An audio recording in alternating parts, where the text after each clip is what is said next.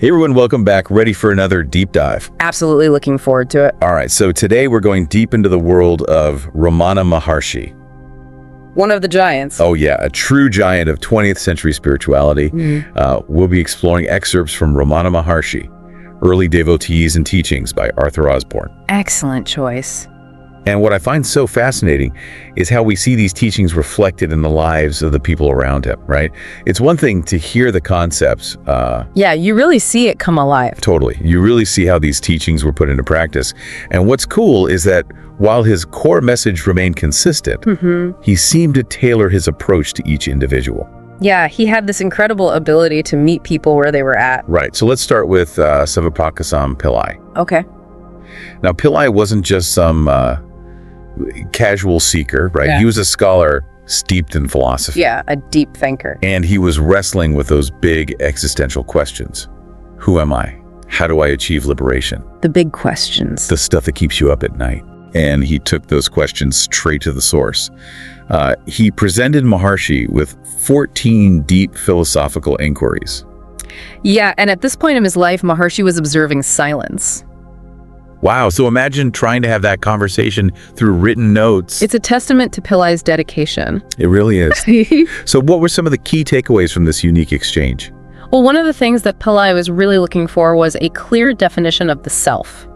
Okay, makes sense. But Maharshi's responses were really interesting because he negated everything we typically associate with the self. Oh. The body, the senses, even our thoughts and dreams. None of that was the true self. He said, no, none of that is the true self. So if we strip all that away, then what's left? It's like peeling back layers of an onion, hoping to find something at the core. I love that analogy, and that's exactly what Maharshi pointed to, pure consciousness. Pure consciousness. That's a true self. That's what he called being consciousness bliss. Being consciousness bliss. So our true nature isn't something we achieve. It's already there beneath all these layers. Okay, that's a huge concept to grasp. Yeah. I mean, even for someone like Pillai, with all his philosophical background, I imagine he still had doubts along the way. Oh, absolutely. He questioned things like how to deal with deep-seated tendencies from past experiences. Right. We all have that baggage. He also wanted to understand the role of God's will. You know, does it leave any room for free will? Yeah, that's a question I've definitely wrestled with myself. How did Maharshi address those concerns? Well, he used some really interesting analogies. Okay. He compared God's role to the sun. It shines its rays, and that initiates activity. But the sun doesn't have any personal desire or agenda. Right. It just is. Right. It just is. And then he compared God to ether, all-pervading yet unaffected by the elements within it. So it's this idea that God sets things in motion, but doesn't interfere with individual choice. Exactly. It's fascinating. And Osborne mentions that Pillai also faced a personal dilemma after his wife passed away. He was torn between pursuing a life of spiritual seeking or remarrying. Oh, that's a tough one. It is. And it seems like many of Maharshi's devotees felt this pull towards renunciation. Yeah, that was a common theme. So did Pillai end up taking that path? Well, not directly. He hesitated to ask Maharshi for guidance, almost like he was afraid of the answer. Right. But he got his answer in a different way. He did through a series of visions and intense emotional release while simply sitting in Maharshi's presence. Wow, that's powerful. Talk about a turning point. It really was, and it ultimately led him to choose a path of celibacy and austerity. Wow, so not exactly what Maharshi typically advised, right? Not exactly. Maharshi usually encouraged people to find peace and detachment within everyday life, not necessarily through withdrawing from the world. So even though it wasn't the advice he received directly, it sounds like it was still in line with the deeper teachings. Yeah, I think there's a lot to unpack there about how guidance can come in unexpected ways. Definitely. And it's such a relatable struggle, that feeling of being at a crossroads trying to figure out which path to take. Absolutely, a universal experience. Speaking of paths, our next devotee, Nitesam Mudaliar, had quite a journey himself. Oh yeah, Mudaliar's story is a good one. He was a school teacher, deeply inspired by Swami Vivekananda, and determined to find a true guru. And he heard about Maharshi, so he sought him out, but their first encounter was a little bit unusual. Oh, what happened? Was Maharshi too busy or something? Well, remember, Maharshi was observing silence during this time. Oh, right. So when Mudaliar visited Skandashram, he was met with silence. So he went all that way and got the silent treatment. I'd be a little frustrated. I think he was, but silence can be a powerful tool. It forces us to confront our own thoughts and expectations. Maybe that was part of Maharshi's intention. That's an interesting perspective. So what did Mudaliar do? Did he just give up? Not at all. He actually spent 2 years searching for another guru. Wow. But ultimately, he felt drawn back to Maharshi. Like he couldn't shake that initial encounter. Yeah, he even wrote these fervent letters to Maharshi vowing to receive Upadesa, that spiritual guidance from him across lifetimes if necessary. That's some serious dedication. And here's where the story gets really interesting. Maharshi started guiding Mudaliar through dreams. Hold on, dream guidance. That's getting into some mystical territory. It is, right? In one dream, Maharshi told Mudaliar to seek the grace of Lord Mahaswara before approaching him again. So it's like a prerequisite, a way of preparing himself. Exactly. And Mudaliar actually did seek out Lord Mahaswara's grace, and he had this dream encounter with another Swami who echoed Maharshi's teachings. Wow, that must have been quite a confirmation. It was, but even after all that, he still received this cryptic dream message from Maharshi that left him even more confused. Poor guy. So did he ever get that clear guidance? Well, in a sense, yes. He received what's called a dream initiation from Maharshi, a symbolic touch on his chest. Yeah. But even after that, he struggled with the desire to renounce the world completely. It seems like that was a big theme for a lot of Maharshi's devotees. It was this tension between our worldly desires and our spiritual aspirations. It's such a human struggle. It is, and I think Maharshi was really trying to help his devotees find that balance, not necessarily advocate for complete withdrawal. Right, to find that peace within the world. Yeah. So Mudaliar eventually did try to renounce the world, but it led to more challenges, as Maharshi predicted. So he ended up returning to his family and his work. He did, but his devotion to Maharshi only deepened. And significantly, he actually became the recipient of teachings that were later compiled in a Catechism of Instruction, a text that explains the roles of the guru in grace. So despite all the twists and turns, he ended up playing a crucial role in preserving those teachings. He did. And it shows how sometimes the path to clarity isn't linear. It takes those detours, those unexpected experiences to lead us where we need to be. It's a good reminder to trust the process even when it feels messy. Absolutely. And it's about having faith that we're being guided even when we don't understand why. Now let's talk about Ganapati Sastri. Okay. An incredibly brilliant scholar and poet known for his mastery of Sanskrit and vast knowledge. Yeah, a true prodigy. From what I understand, he was mastering countless texts and rituals at an incredibly young age. But despite all of his accomplishments, he hit a wall on his spiritual path. He reached a point where he questioned his progress despite all his efforts. He felt like something was missing. I think we can all relate to that feeling of going through the motions without truly growing. Yeah. So what did Sastri do to break through this impasse? He decided to seek guidance from Maharshi. He went to Virupaksha cave and poured his heart out, expressing his doubts and longing for a deeper understanding of tapas, which refers to spiritual practice or austerity. So he was looking for clarity on how to intensify his practice. What was Maharshi's response? It was surprisingly simple. He explained that true tapas lies in watching the source of the I thought. The I thought. Yeah, the root of our sense of self.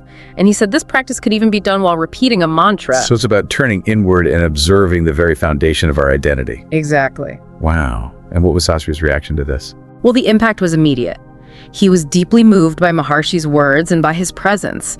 He felt this palpable grace emanating from him. It was such a powerful experience that he started referring to Maharshi as Bhagavan Sri Ramana Maharshi, recognizing his divinity. It's amazing how a simple teaching can have such a profound effect. It really is. But I'm curious, how did Sastri reconcile his worldly ambitions with this newfound focus on inner inquiry? After all, he was still a scholar, a poet, and a teacher deeply engaged in the world. That's a great question, and it reveals a really fascinating dynamic between Sastri and Maharshi. Despite his awakening, Sastri still desired to make a worldly impact. He wanted to uplift humanity, and he even sought specific powers. So there was this tension between ambition and spiritual surrender. There was, and Maharshi gently steered him away from these desires, emphasizing the importance of surrendering to the divine and focusing on self-inquiry. It's a delicate balance, isn't it? It is, and Sastri's story doesn't really offer a clear-cut resolution. I guess it's something we all grapple with. We do. He continued to pursue his worldly goals while deeply respecting Maharshi's guidance. There's even a story where he received Maharshi's grace through a touch at the Ganapati temple, suggesting a deep connection despite their different approaches. So it's like they had this mutual respect even though their paths diverged a bit? They did. And it highlights the idea that there isn't just one right way to live a spiritual life. Right. It's about finding what works for you. Exactly. Now let's shift gears and talk about F.H. Humphreys, Okay. the first Westerner to become a devotee of Maharshi. And he came from a completely different background. He did. He was immersed in the world of occultism, astral travel, psychic phenomena, you name it. And he was drawn to Maharshi through this series of really intriguing events. Yeah, it's quite a story. So how did he end up at Maharshi's doorstep? Well, it started with a simple request. When he arrived in India, he asked for a book on Hindu astrology, Okay. almost on a whim. And then he had this vivid dream encounter with Ganapati Sastri. Who he later learned was the guru of his Telugu tutor. That's right. It's like these synchronicities were pulling him towards Maharshi. That's wild. Oh. And it gets even weirder, right? Because he also had an out-of-body experience where he astrally traveled to Vellore and saw his tutor there. He did. And then after all of that, he had another shared dream vision, this time of Virupaksha cave where Maharshi resided. It's like he was being guided step by step. It does feel that way, right? Almost like destiny was calling. So what was it about Maharshi that had such a profound impact on him? I mean, he'd already explored a world of mystical experiences through occultism. Well, Maharshi's presence definitely had an undeniable power. But for Humphreys, it sparked a complete shift in perspective. He went from seeking external phenomena to focusing on the seer within. So it was about turning that attention inward. Exactly. And Maharshi emphasized that the greatest service one can do for the world is to first help oneself. To heal yourself first. Right. And Humphreys really took this to heart. He abandoned his pursuit of occultism in favor of Maharshi's path of self-inquiry. It's remarkable how Maharshi seemed to understand what each person needed, even before they articulated it themselves. He really did. And there are all these stories that illustrate this, like the time Humphreys arrived at the cave hungry, and without being told, Maharshi instructed his disciples to bring him food. It's like he had this intuitive ability to see beyond the surface, to perceive the deeper needs of the people around him. He did. It makes you wonder, have you ever had an experience like that? Maybe not with a spiritual teacher, but with someone who just seemed to understand you on a deeper level? I think we've all had those moments where we feel truly seen and understood. It's a gift, isn't it? It really is. Now let's talk about Raghavacharya, a government official who was also a member of the Theosophical Society. Oh, okay. And he represents yet another perspective drawn to Maharshi's wisdom. Right. And his story highlights this interesting blend of openness and skepticism. He was curious about Maharshi's views on the Theosophical Society, but hesitant to ask directly. So how did he get his answers? In true Maharshi fashion, he didn't have to labor to. Maharshi anticipated his questions and addressed them without him ever having to ask. Wow, talk about reading minds. It's almost like he had this ability to tap into the thoughts and feelings of the people around him. So what did Maharshi have to say about the Theosophical Society? He acknowledged the good work they were doing, even though their methods and teachings differed from his own. That shows a lot of open-mindedness. It does, right? Respecting different paths to truth. But Raghavacharya had another more intriguing question. He wanted to see Maharshi's true form. Yeah, like Arjuna in the Bhagavad Gita requesting a vision of Krishna's divine form. So did Maharshi reveal this dazzling cosmic form? It was even more remarkable than that. As Raghavacharya gazed into Maharshi's eyes, both Maharshi's body and a nearby painting of Dakshinamurti vanished. Just disappeared. All he saw was empty space. And then a whitish cloud formed in the outline of both figures, gradually taking shape. So he did see a form, but not in the way he expected. Right, and the lines broadened until both figures were ablaze with this intensely bright light. It was so overwhelming that Raghavacharya had to close his eyes. Wow, that sounds intense. What did Maharshi say about this experience? Well, Raghavacharya was pretty shaken by it all, and he actually avoided Maharshi for a whole month. Understandable. But when he finally returned and described what he'd seen, Maharshi's response was so simple yet profound. He said, "You wanted to see my form. You saw my disappearance. I am formless." Whoa. So that experience might be the real truth. So he was pointing to something beyond form and appearance. Exactly. That's pretty mind-blowing. It is. And he even suggested that the visions Raghavacharya had experienced might have been shaped by his own preconceived ideas from studying the Bhagavad Gita. So even in mystical experiences, we have to be careful not to project our own expectations. It's about discerning what's truly real from what we're bringing to the experience. Right. And instead of getting caught up in these extraordinary visions, Maharshi directed Raghavacharya back to that core teaching of self-inquiry. Find out who the I is, the seer or thinker, and his abode. Always bringing it back to the fundamentals. Always. Now, Osborne mentions another devotee, but this one's shrouded in mystery. We only know that he remained anonymous. That's right. He only spent 5 days with Maharshi. 5 days. But the impact was profound. What happened in those 5 days? Well, he radiated this palpable sense of joy and devotion, like he was touched by grace. And during his stay, he composed 5 beautiful Tamil songs in praise of Maharshi. Wow, that's incredible. And those songs are still sung by devotees today. It's like he was channeling something really powerful. It does feel that way. Osborne even suggests that this anonymous devotee might have experienced a profound spiritual breakthrough during those 5 days. He speculates that he might have been an emissary from some hidden abode of blessedness coming to pay homage to Maharshi. That's such a beautiful thought. It is. It highlights the idea that spiritual seekers can come from anywhere drawn to the light of a true master. It really does. And you know what's so striking is how each of these stories reveals a different facet of Maharshi's personality and approach. It's clear that he didn't have a one-size-fits-all method. Absolutely. But despite their diverse backgrounds and experiences, he always pointed them back to those same essential truths: the path of self-inquiry, the realization of the true self, and surrender to the divine. It's a powerful reminder that the path to truth might look different for everyone, but the destination is ultimately the same. And that's what makes exploring these stories so fascinating.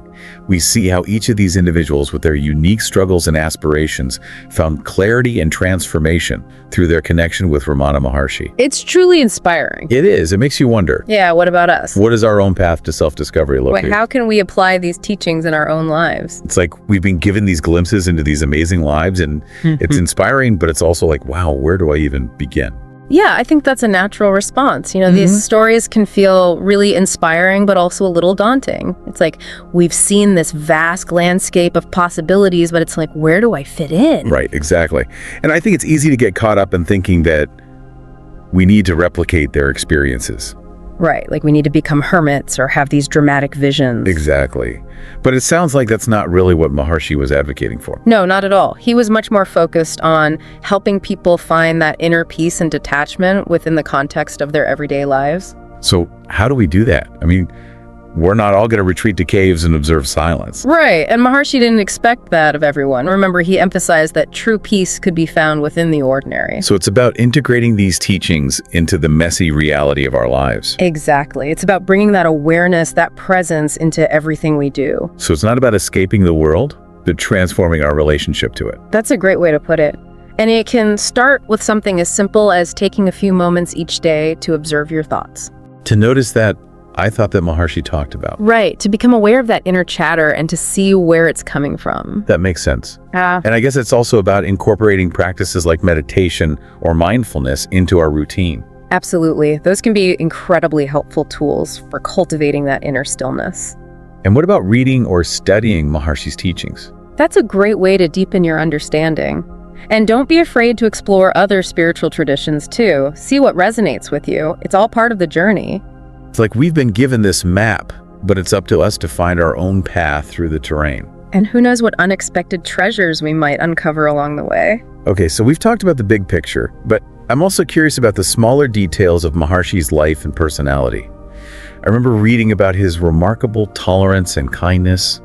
It really comes through in the story of Ishama. Oh, Shama. She was such a fascinating character. She was the elderly woman who served as a caretaker at the ashram, right? That's right. And she had this really interesting relationship with Maharshi. It sounds like she saw him as a divine embodiment, but she also had this very motherly affection for him. She did. And she wasn't afraid to scold him for not taking care of himself. So there was this real sense of intimacy and familiarity between them. There was. And despite her sometimes critical tone, Maharshi treated her with the utmost respect and kindness. That says a lot about his humility. It does.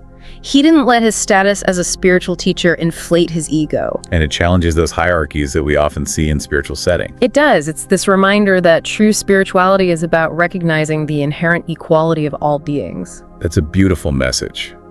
Now, speaking of challenging conventions, there's that story about Krishnamurti, the young boy who ran away from home to be with Maharshi. Oh yes, Krishnamurti's story is so fascinating. He was only 11 years old when he arrived at the ashram. 11 years old. That's incredible. It is, and he was just drawn to Maharshi with this intensity that really surprised everyone. So what did Maharshi do? Well, he didn't force the boy to stay or go. He allowed him to make his own choice. He respected the boy's autonomy, even at such a young age. He did. And Krishnamurti eventually did return home, but the experience had a lasting impact on him. He continued to correspond with Maharshi, and his letters reveal a deep understanding of the teachings. It's a reminder that spiritual connection can transcend age and social norms. Absolutely. And it also speaks to the power of silent transmission. What do you mean by that? Well, sometimes the most profound teachings aren't conveyed through words, but through presence, through that energetic connection. Right. It's like that saying, when the student is ready, the teacher appears. Exactly. And speaking of silent transmission, we have to talk about Raghavacharya's second encounter with Maharshi. Remember, he was the government official who was torn between his worldly duties and his desire for spiritual practice. Oh, yeah. And he was hesitant to ask Maharshi for guidance. He was. But Maharshi, sensing his dilemma, addressed his unspoken question in a really interesting way. How did he do that? He started talking about the story of King Janaka from the Hindu scriptures. King Janaka. He was a sage king who ruled his kingdom while remaining detached and fully realized. So it's like Maharshi was offering him a blueprint for how to live in the world without getting caught up in his trappings. Exactly. And without directly addressing Raghavacharya's personal struggle, he provided a framework for understanding how to integrate spiritual practice with worldly responsibility. That's so clever. I love how Maharshi used stories and metaphors to convey his teachings. Me too. It allowed people to draw their own conclusions and apply the wisdom in a way that made sense for them. Now let's shift gears and talk about Niranjananda Swami Maharshi's younger brother. Okay. He played a crucial role in the development of the ashram. He did. He was like the behind-the-scenes guy, making sure everything ran smoothly. So while Maharshi focused on the teachings and guiding his devotees, Niranjananda Swami took care of the practical matters. Exactly. And he did it all with incredible devotion and love for his brother. It must have been such a unique experience to have your own sibling recognized as a spiritual master. It must have been. And while they had a deep bond, there were definitely moments of tension too, especially when it came to managing the growing number of devotees and the ashram's expansion. Right, their personalities were quite different. Niranjananda Swami was more pragmatic, concerned with logistics and order, while Maharshi was more detached, trusting that things would unfold as they should. But despite their differences, they always managed to find a way to work together. They did. Their love and respect for each other never wavered. And it's a beautiful example of how devotion can be expressed through service, through supporting a higher purpose. It's a good reminder that spiritual growth isn't just about solitary practices. It's also about showing up in the world and using our skills and talents to contribute to something bigger than ourselves. I couldn't agree more. It's about recognizing that the spiritual and the material are intertwined. So as we look back at all of these stories, it's clear that Maharshi's teachings weren't just about abstract concepts. They were about living a life rooted in self-awareness, compassion, and service. And the beauty of exploring these diverse experiences is that we see those teachings come alive in so many different ways. It's like a kaleidoscope of possibilities. It is. Yeah. And it's up to us to find the pieces that resonate with our own hearts and create our own unique mosaic. That's a beautiful image. And I think it perfectly captures the essence of what we've been exploring. It does. And as we move towards the final part of our deep dive, the question becomes, how do we integrate these insights into our own lives? How do we take these glimpses into the lives of those who walked the path before us and make them our own? Yeah, it's been quite a journey, hasn't it? I mean, it's inspiring to hear all these stories, but it's also a little overwhelming, like where do we even begin to apply all this in our own lives? I know what you mean. It can feel like a lot to take in.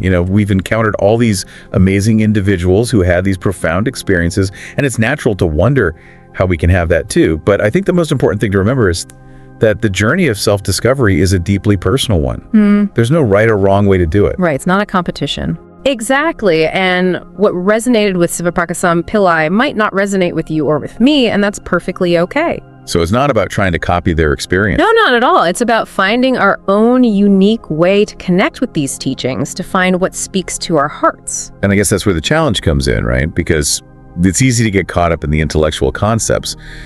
But how do we actually make these teachings a living reality? That's the million-dollar question, isn't it? And I think it starts with recognizing that it's not about escaping the world or becoming some kind of superhuman. Right. Maharshi wasn't advocating for everyone to become hermits. Exactly. He was much more focused on helping people find peace and freedom within the context of their everyday lives. So it's about bringing those principles of self-inquiry, surrender, and realizing the true self into the messy reality of our daily routines. That's it. And it doesn't have to be complicated. It can start with something as simple as taking a few moments each day to observe your thoughts, to notice the patterns, to become aware of the source of that. I thought that Maharshi talked about. So just becoming more aware of our inner landscape. Exactly. And from there, we can start to experiment with different practices like meditation or mindfulness to help us cultivate that inner stillness. Right. And I guess it's also about being open to exploring different paths, different teachers, different traditions. Absolutely. There's no one right way to do this. And what works for one person might not work for another. It's all about finding what resonates with you. So it's like we've been given this incredible map, but it's up to us to choose our own adventure. I love that analogy, and who knows what amazing discoveries await us along the way. Well said. And on that note, I think it's time to wrap up our deep dive into the world of Ramana Maharshi. It's been an incredible journey exploring these diverse paths to self-discovery, and I hope our listeners have been inspired to embark on their own. Me too. And remember, the path might be winding, but the destination is always within reach. All you have to do is turn your gaze inward and begin. Beautifully said. And to our listeners, thanks for joining us on this deep dive. Until next time, keep seeking. I hope you like this chapter. We need volunteers and sponsors to create content with even better quality and with more variety.